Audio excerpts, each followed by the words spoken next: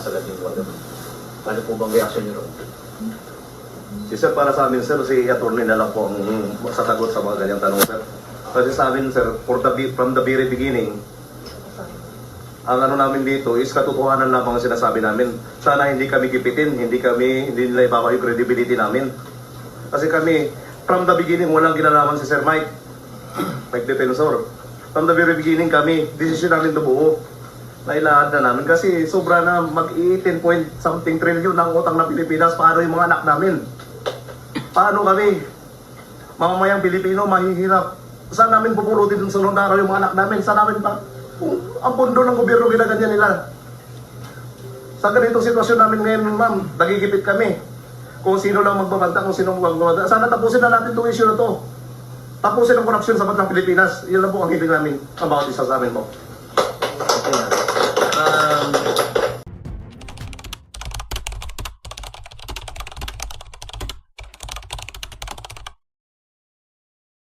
Pagbati po sa inyong lahat mga kababayan at mga mahal po naming taga-subaybay. Ako po si Just Vlog.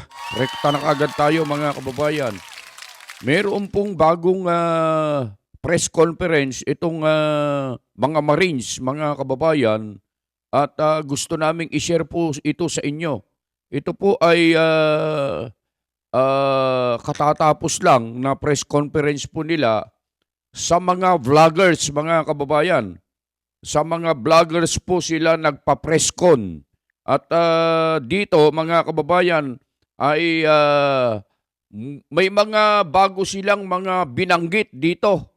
Kasi naitanong po dito kung anong bangko, saang bangko nila kinukuha, pinipick up yung mga pera at saka nila dinadala sa bahay ni Zaldico mga kababayan.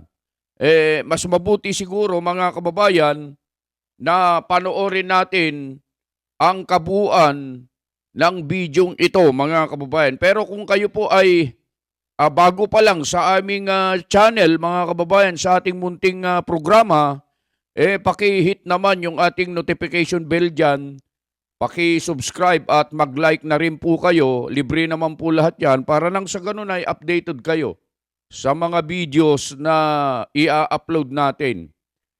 Ito na po yung video mga kababayan, panoorin po natin ng sabay-sabay.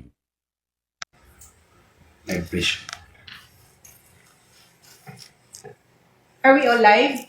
Yes. Good morning everyone. Magandang umaga po sa inyong lahat. Maraming salamat po sa pagkakataon na to na kayo ay muling humarap sa mga kagaya naming vloggers para po bigyan daan ng aming mga katanungan tungkol po sa inyong mga salaysay. Maraming salamat po. Unahin ko na po, ako po si Pam ng Third Floor Studio. Paano po natin dito na-ulit po? Saan po galing ang phone cash? Yung cash is galing po sa mga ibang contractor and may galing po sa bank. Sir, pangalan po. So, Bernard Cube. Sa bangko po mismo? Yes. Land bank po ba ito or kahit Any mga bank. private? Any bank po.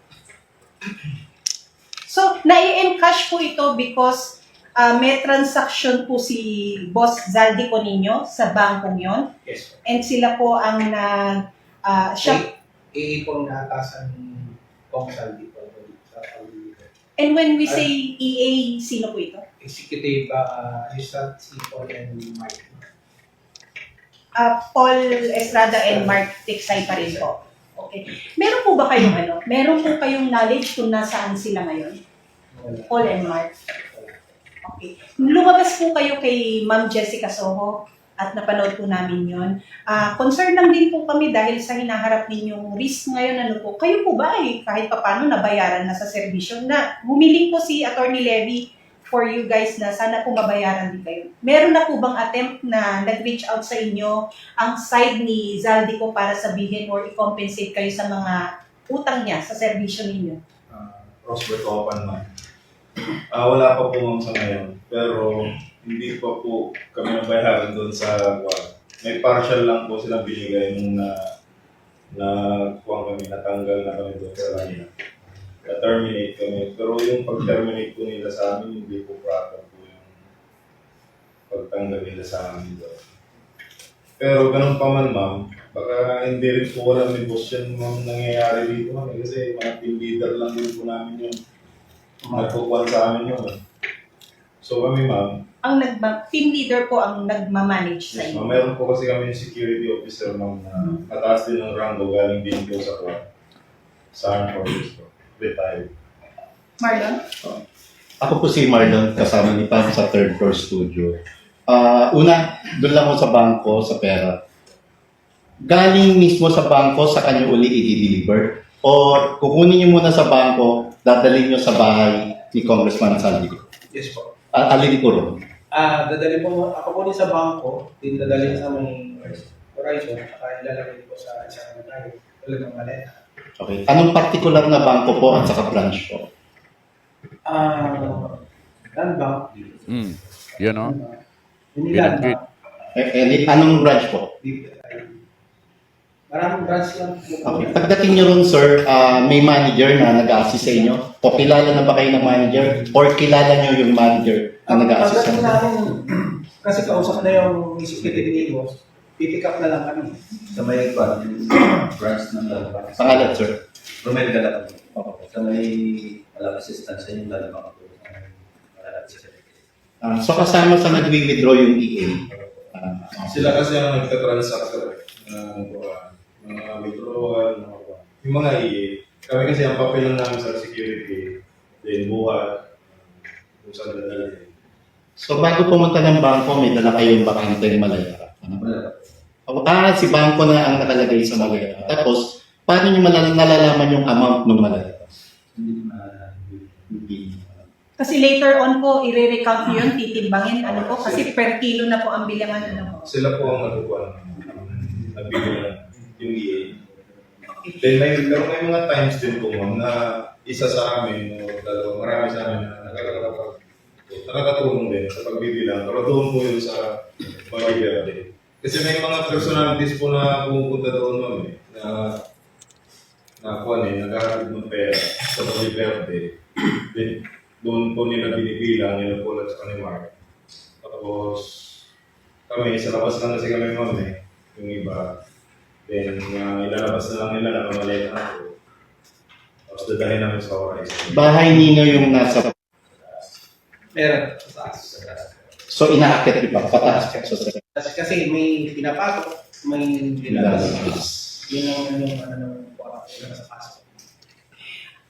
In question po kasi ngayon, ang sinasabi nila, ang kredibilidad ninyo at ang timing po ng inyo. Because yung timing po ng paglabas ninyo, siya naman pong dinig kinabukasan ni Levy Baligod na meron tayong pinanghahawakang manipis na pag-asa sa inyong pagsusumite ng salaysay, kopya ng inyong salaysay sa ombudsman. Speaker Martin, Romualdez. Ano po ang pinag-uusapan? Meron po ba kayong proximity para marinig kung ano yung pinag-uusapan? Gaya po ng trabaho namin, ma'am, security lang po. So nakikita namin yung mga... Distansya. Yes. Okay, naiintindihan po namin. Tumanggap po ba si now Congresswoman Laila De Lima ng paper bag, envelope po, or maleta? Paper bag. Paper bag. Kasi yung paper bag na yan ma'am, galing Horizon yan ma'am.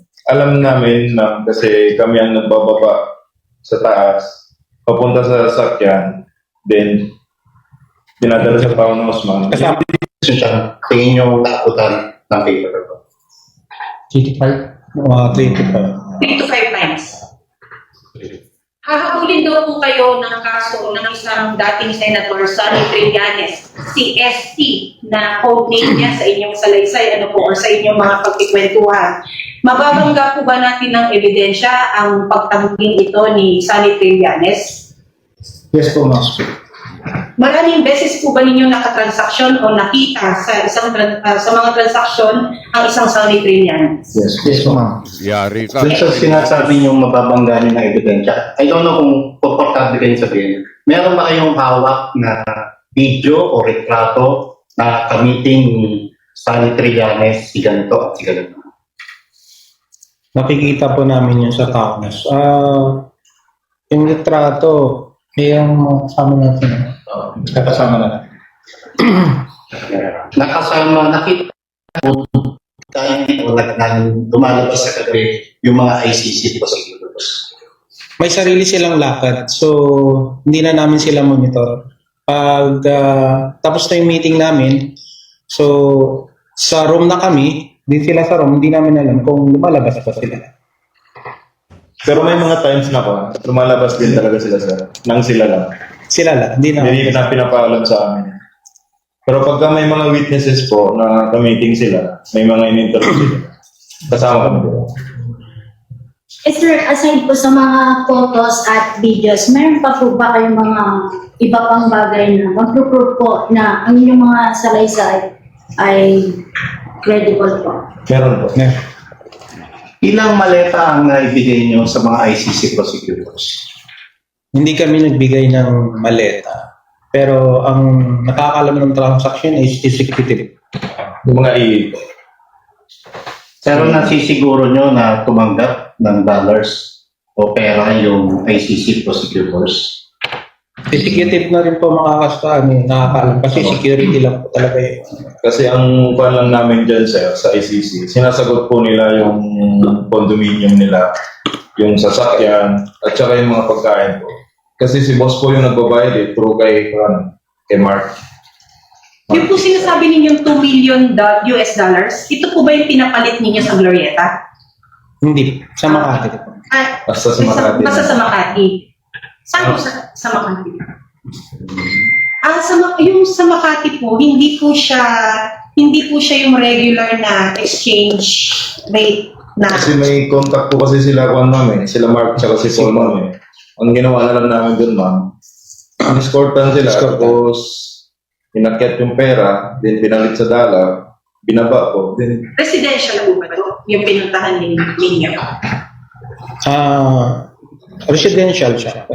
So, personal, Office. Sa office. May residential, din may office. sa private individual po yung nagpalit ng halaga.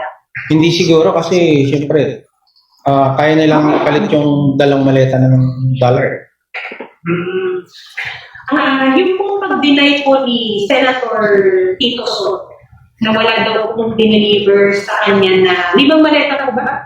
Okay, yung sa kanya. Wala daw pong dineliver. Paano po natin makaka-counter yung kanya? And he jokingly said na baka hanapin sa akin na nakasawa ko yan.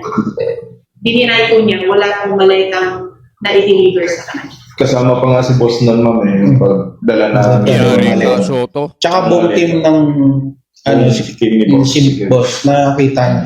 Pumunta kami doon sa... Nakita niyo po mismo si Senate President Tito Soto na nag-receive or nandun sa area na yun? Nandun sa area. Nandun sa area daw? Hindi siya mismo ang nag-receive. May mga tao sa doon eh, syempre. Pero nandun po siya. Yung iniwan na namin doon ma'am eh. Sa building niya po ito sa Baklaran to. Sa Baklaran. Meron pong question doon na bakit po ang address ng isang Senator Erwin Tulfo napaka-generic na Green Hills San Juan. Hindi po specific.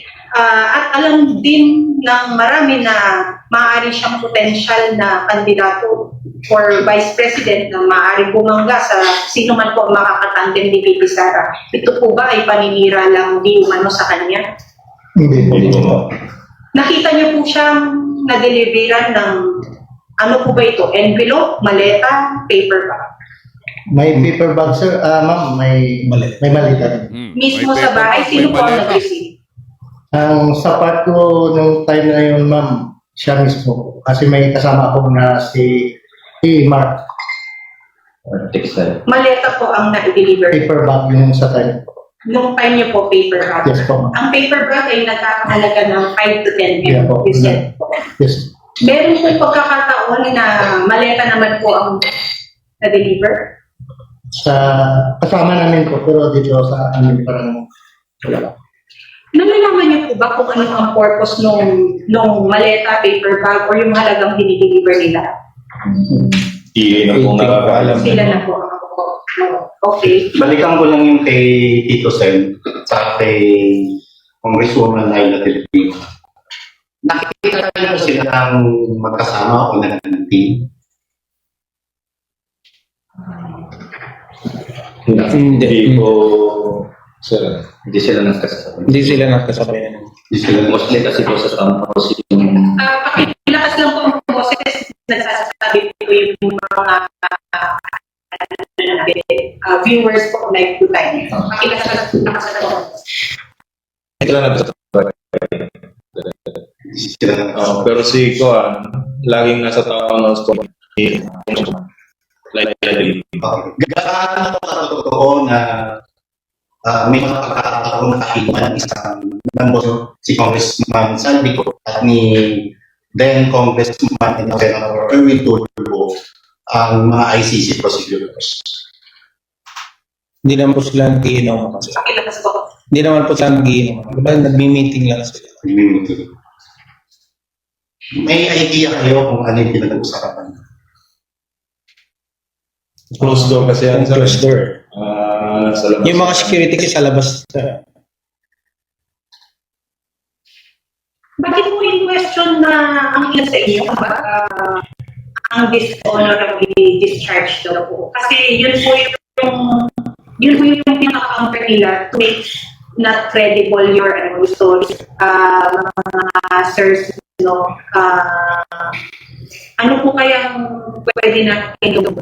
We see the risk na nakarap ninyo, no? May mukha, may mga boses, may salaysay, may mga pamilyang maaaring mapahama. Gusto lang po natin talagang labanan din kung ano yung paninira. Sinabi na po ng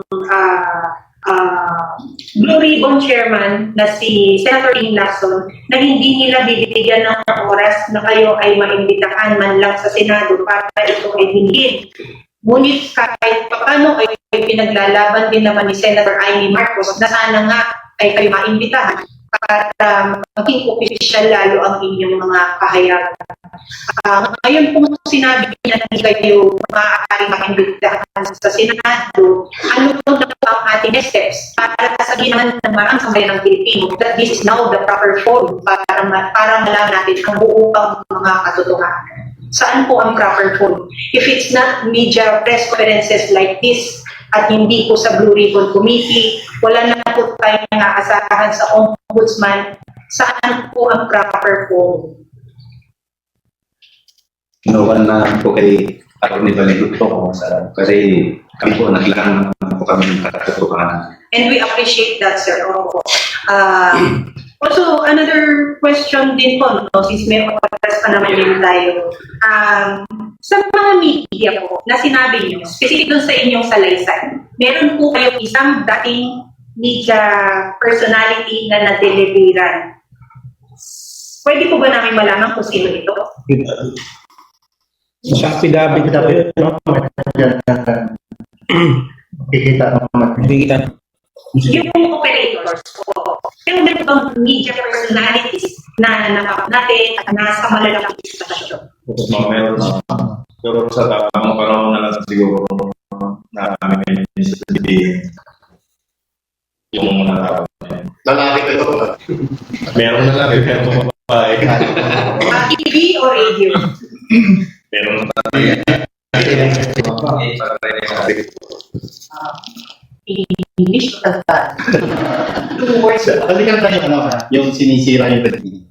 After nung Club Filipino press conference, I know nakahinga kayo ng maluwag ay nasabi nyo yung katotohanan. Tapos ang inasahan nyo, merong gobyerno na dapat i-entertain sa saluhin at kasutuhin o diligin o papalalagin lalo yung mga detalye siniwalaan. Ngayong sinisira na dito, napansin mga detalye na mga pinunyag nyo. Ano ang tunay na nararamdaman? Siyempre, sa pagkakalin kasi sabi ka pa na parang wala lang. Kami lang. Yung nagsabi ng totoo kung ano yung nangyari talaga kasi nandun kay Sakwal, kami yung kakasuhan. Ano pa yung dapat na gagawin sa amin? Kasi kung magsabi ka ng totoo, ikukulong ka. Bakit yung nagnakaw, hindi naman nakulong? So ang ikukulong ka yung nag-witness na? Yung nagsabi ng totoo? Dati kayong nasa-servisyo at dati rin nag-officiales ng pambansang pulisya, isang Senator P. Lacson. Inaasahan nyo ba na ganyan na magiging tugon dun sa mga isinuwala nila? Hindi po, sir. Ano sa tingin nyo? Bakit nagkakaroon?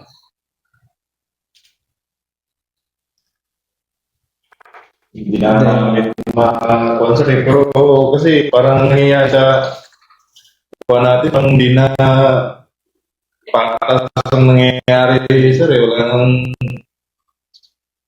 parang hindi na wala tayong maasahan sa gobyerno natin, sir. Sa nangyayari ganyan, ay mawala na kami malayo. Ay, Saan kayo umuhugot ng pagiging kakaiburan? Sabi ka sa bayan ko dito. Tsaka sir,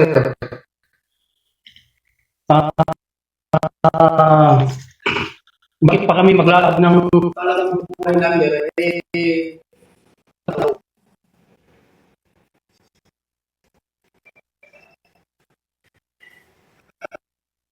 Sinasabi ko na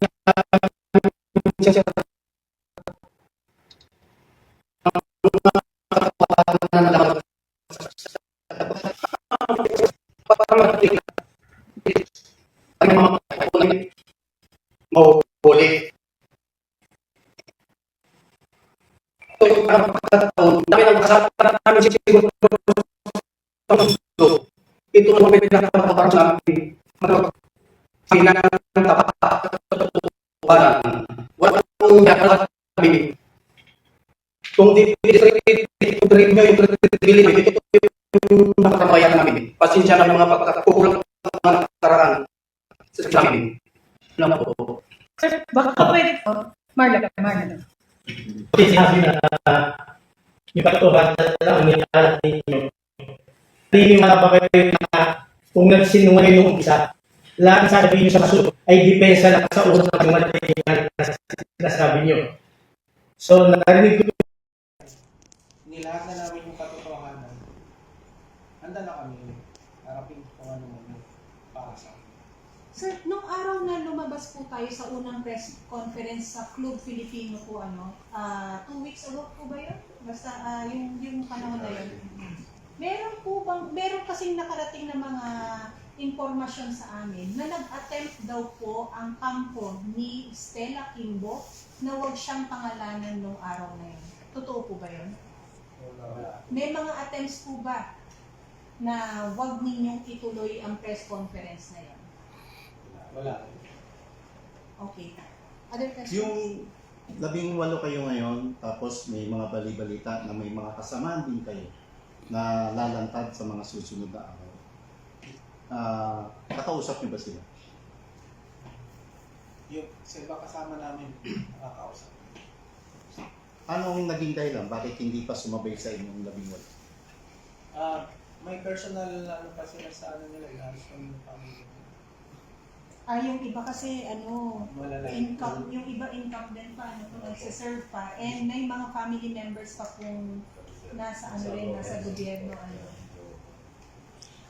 what can be the worst na pwede pang mangyari para ilabas pa natin yung ibang ebidensya? Kasi ang sinasabi po, I think yung batch 2 na remaining 10 po ba, more or less na grupo, may mas mga iba pang hawak na ebidensya.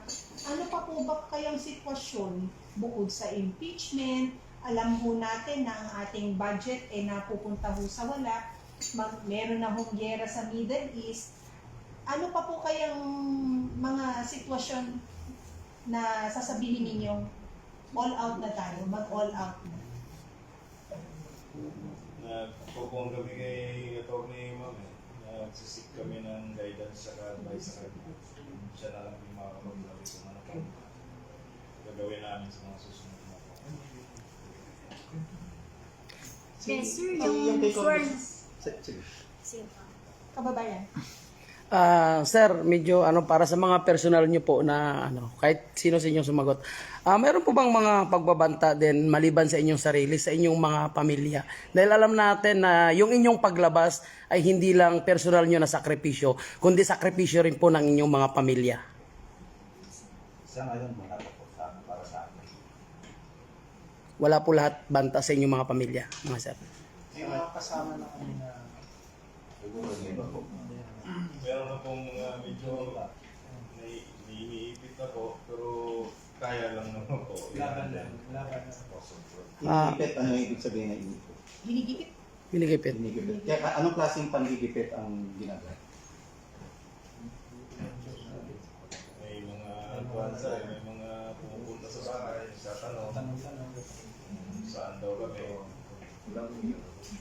Si Congresswoman Laila De Lima, alam naman natin na nakakulong, di ba? At alam ko, alam nyo rin. Kailan nangyari yung pagpupulong yung paglabas nyo mismo ng kulungan, saka nakipag-meeting kay Speaker Martin at kay Congressman Saldico? Opo. 2025 po. Ibig nyo sabihin, a day after paglabas ng kulungan? Hindi naman. Month naman. So, Pinlano pa rin, Doon po ba sa mga nakaka-encounter ninyo, meron po kayong nade-develop na trust sa kanila dahil consistently nakikita ninyo sila? Or I mean sila sa inyo na nagtitiwala na? Tapos halimbawa kung meron kayo, kasi meron pong yung mga ebidensya, kayo rin naman po ang mga naglarawan niyan or nag-video niyan, hindi po ba kayo sinisita? Kapag pag pumipitik po kayo ng picture, o laging patakasin po? Sinisita, ma'am. Yung pagkukuha namin, patago. Patago. Mukha remembrance ba? So remembrance nyo dahil meron na kayong pagdududa kung ano tong mga to? Wala pa naman, parang remembrance mo na talaga na gano'n. Na may Pero parang wala ka pang plano o idea na gano'n pala pupuntahan. When did you start collecting photos or videos na meron na kayong kutob na parang iba na to? Mali na to. Yung una po ba hindi nyo na naisip na mali na yun? Dahil malaking pera po ang involved. Hindi kami nag-isip ng gano'n namin kasi mayaman si boss kami. Marami siyang man. Nadja-justify ng pagiging mayaman niya yung halaga ng perang nakikita ninyo. Ano pa? Yung kay Gutesa, kay Sergeant Gutesa, ano sa tingin nyo? Nasaan siya ngayon? Hindi namin alam kung saan sa ngayon. Pero, Wala rin kaming contact sa kanya. pero nakakaramdam kayo na ginikipit ang isang Sergeant Gutesa. Maaari kasi hindi na siya lumabas. Hindi yun hadlang para patuloy yung panindigan yung mga naunang binunyag nyo nung nakalipas na press conference. Bakit sa tingin nyo, sa dami ng mga nagde-deny, merong isang Ombudsman Boying Remulla ang umamin? Ano ang mabigat na hawak na ebidensya against Ombudsman Boying Remulla? Bakit siya pinili niyang mas umamin na lang kaysa mag-deny? Hindi namin alam yung rason niya, ma'am. Nasabi lang siguro namin yung tamang yung Totoo nangyari. totoong nangyari. Kaya umamin. So sa mga nagde-deny po, meron silang nakikitang butas sa inyong salaysay para sabihin na may deniability sila. Normal naman yan mo. Pagka i-deny mo. Pero hindi naman makapag-deny yung mata namin. Kasi nakita talaga namin. May mga videos po kayo hawak. Meron po. Yung pong mga nakita naming larawan, ito po ba ay maaaring mga screenshot lang from videos na meron kayo? Yes. At ilan lang yan, no? Marami pa ron ang hindi na ilabas. Yes po. Ang mga videos po ay nasa cellphones niyo po? Yes po. Maraming pong copy mo. May Maraming USB. Ay, sir, yung USB hindi naman lumalabas yan. Kailan ho kaya tayo makakakita ng sample man lang ng video na ito? Parang siguro. Sa mga nag-deny, kanino kayo mas na-offend? Kay Kwan, ma'am. Ako kay... Yes. Kay ST, no? Australia. Bakit? Bakit? Kasi kakasuhan daw ka na. Takot mo ba kayo sa kaso? Hindi naman. Handa na kami doon kasi alam namin kung anong magiging Yun na yung mindset namin, ma'am, na ganun mangyayari. Na-offend kayo dahil dati nyo siyang kabaro? O ano ba? Yung denial ng... Kasi sa mga nireport ninyo, ang pinakamalaki po, pinakamarami na may maleta ay si Senator Tito Soto. Nag-deny siya. Hindi po ba kayo na-offend sa denial niya yun? Hindi naman. Normal lang po yung magdidinay. Secretary Anyo, kakasuhan din po kayo. Handa po sila? Handa pong tumulong si Atty. Levy Baligod sa inyo pagdating sa mga haharapin ninyong kaso. Yes po. Kamakailan- Mga kapatid, bago ko makalimutan. galing sa taong bayan, kung kayo ang magdi-decide, kayo mismo, grupo ninyo, saan nyo gustong dalahin ang laban para matapos na ito? Dahil the more na mag-extend ito, talo kayo at talo ang taong bayan. Saan nyo gustong dalahin ang issue? Gusto nyo bang maimbestigahan kayo sa Congress, sa Senado, Ombudsman, or gusto nyo panawagan sa taong bayan na umaksyon? Kahit sa Pwede nyo pong sagutin. kahit sa sir, kahit kailan, sinabi man yan ng Congress, harapin namin. Kamakailan naglabas ng pahayag at sinusuportahan na kayo ng Iglesia ni Cristo. Ano ang naramdaman? Siyempre, sir, ay moral kami kasi may support na Ilan sa inyong Katoliko rito? O ano naman ang naramdaman nyo at bakit hanggang ngayon wala kayong nakikitang suporta mula sa simbahang Katoliko?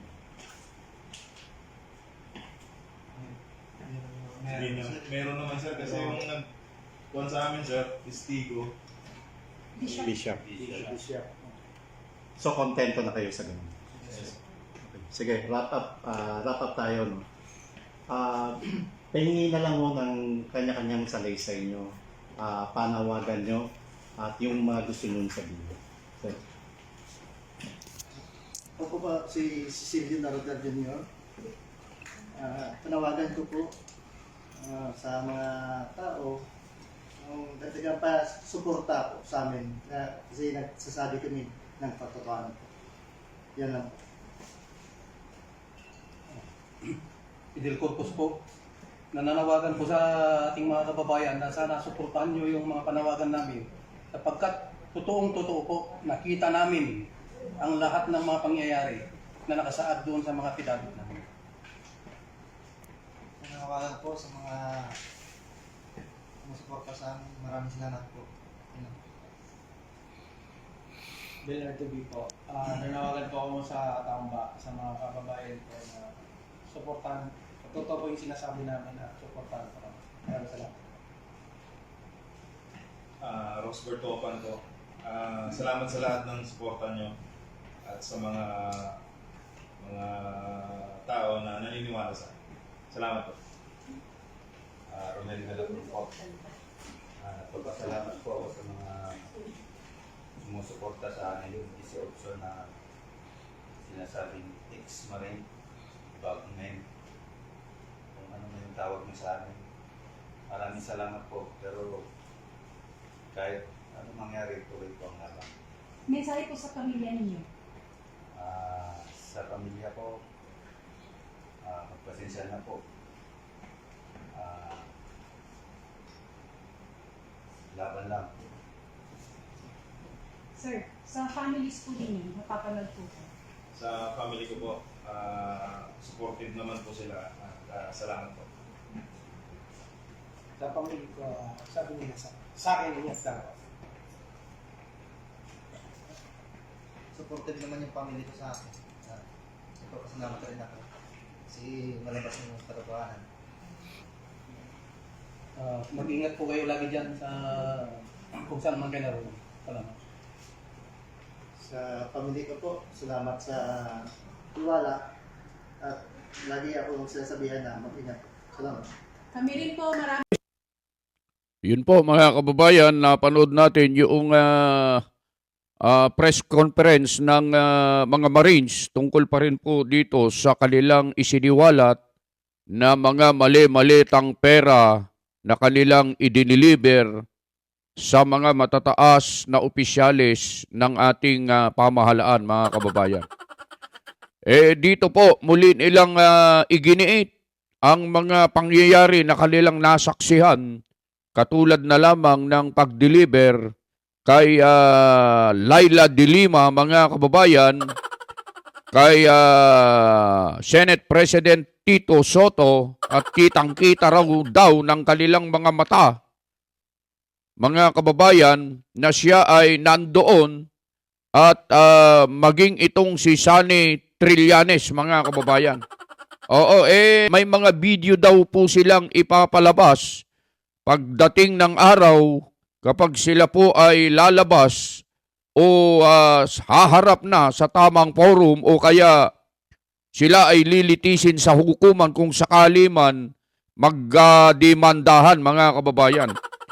Ito lang ang napansin natin na sinabi nila, which is totoo naman, sila po ang nakakita sa krimen.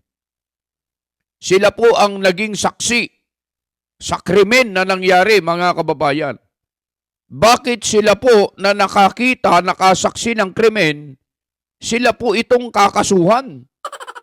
Hindi po ba't ang dapat na imbestigahan o kasuhan ay ang nakita nilang gumawa ng krimen at hindi yung saksi ng krimen, mga kababayan?